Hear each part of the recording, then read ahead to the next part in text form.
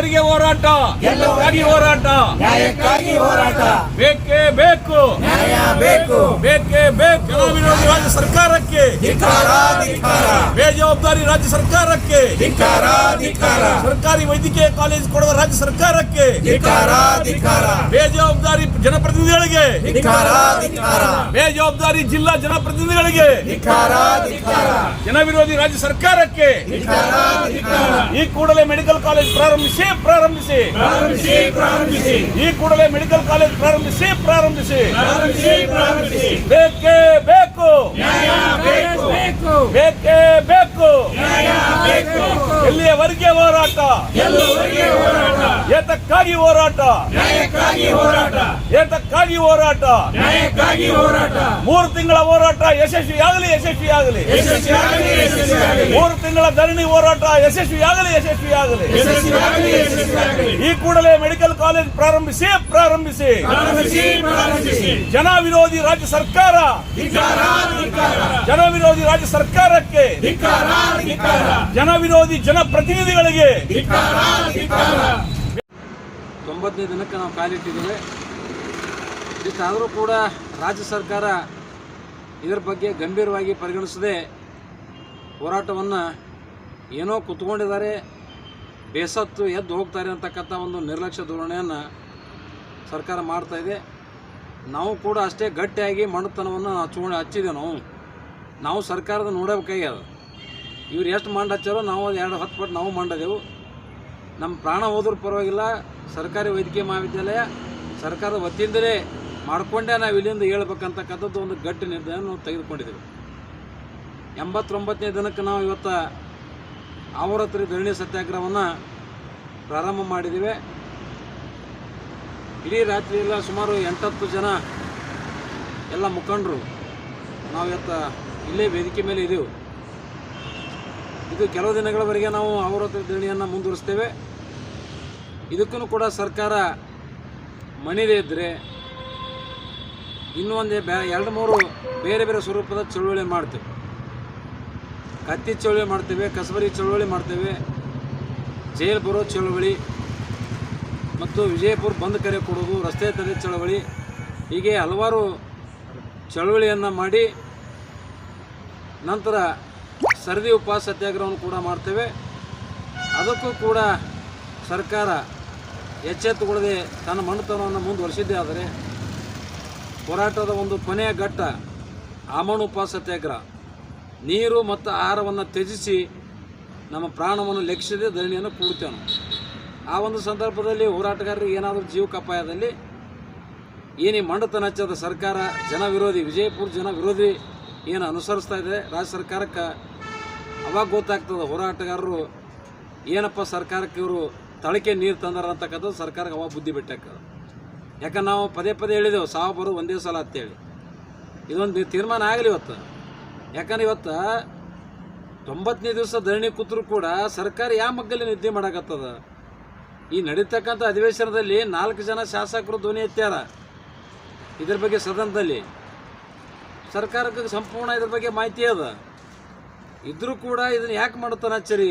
ಕೇವಲ ಒಬ್ಬ ಜನಪ್ರತಿನಿಧಿ ಬಂಡವಾಳಶಾಹಿ ಅವರ ಒಂದು ಕುತಂತ್ರಕ್ಕೆ ಇವತ್ತು ಇಡೀ ವಿಜಯಪುರ ಜಿಲ್ಲೆಯ ಜನರನ್ನೇ ಇವತ್ತು ನೀವು ಹಾಳು ಮಾಡಕತ್ತೀರಿ, ಕುತ್ತಿಗೆಯುವಂಥ ಕೆಲಸ ಮಾಡ್ತಾರೆ ಸರ್ಕಾರ.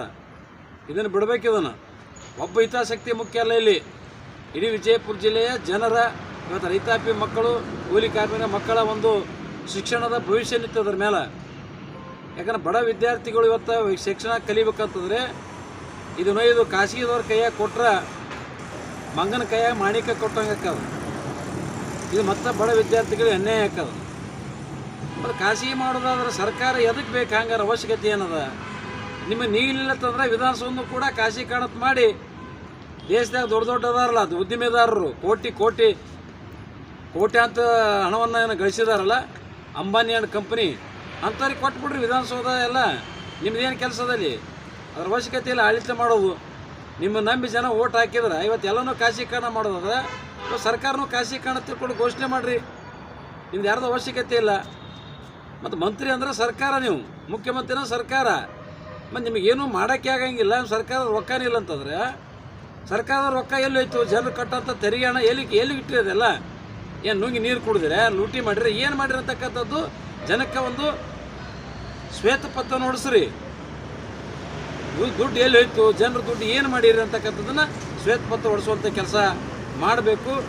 ನಿಮ್ಮ ಮರ್ಯಾದೆ ಉಳಿಬೇಕಾಗಿತ್ತು ಸರ್ಕಾರದ ಅಂದ್ರೆ ಕೂಡಲೇ ವಿಜಯಪುರಕ್ಕೆ ಸರ್ಕಾರಿ ವೈದ್ಯಕೀಯ ಮಹಾವಿದ್ಯಾಲಯ ಸಂಪೂರ್ಣ ಸರ್ಕಾರದ ಅಧೀನದಲ್ಲೇ ನಡೆಸ್ತೇವೆ, ನಾವು PPP ಮಾದರಿಯನ್ನು ಕೈ ಬಿಡ್ತೇವೆ ಅಂತಕ್ಕಂಥ ಸ್ಪಷ್ಟ ನಿರ್ಧಾರವನ್ನು ತೆಗೆದುಕೊಂಡು ಸರ್ಕಾರ ಆದೇಶ ಹೊರಡಿಸಿ ಮಾನ್ಯ ಜಿಲ್ಲಾಧಿಕಾರಿಗಳ ಮುಖಾಂತರ ನಮ್ಮ ವೇದಿಕೆ ತಂದು ಆದೇಶ ಕಾಪಿ ನಮ್ಮ ಕೈಯಾಗ ಕೊಟ್ಟಾಗ ಮಾತ್ರ ಈ ಹೋರಾಟ ಶಾಂತ ಆಗ್ತದೆ. ಇಲ್ಲದೆ ಇದ್ದರೆ ಹೋರಾಟ ಯಾವ ರೀತಿ ಇರ್ತದೆ ಅಂತಕ್ಕಂಥದ್ದನ್ನು ಮುಂದೆ ಸರ್ಕಾರಕ್ಕೆ ನಾವು ತಿಳಿಸಬೇಕಾಗ್ತಕ್ಕಂಥ ಮಾತನ್ನು ಈ ಸಂದರ್ಭದಲ್ಲಿ ಸರ್ಕಾರಕ್ಕೆ ಎಚ್ಚರಿಕೆಯನ್ನು ಕೊಡ್ತಾ ಇದ್ದೀವಿ.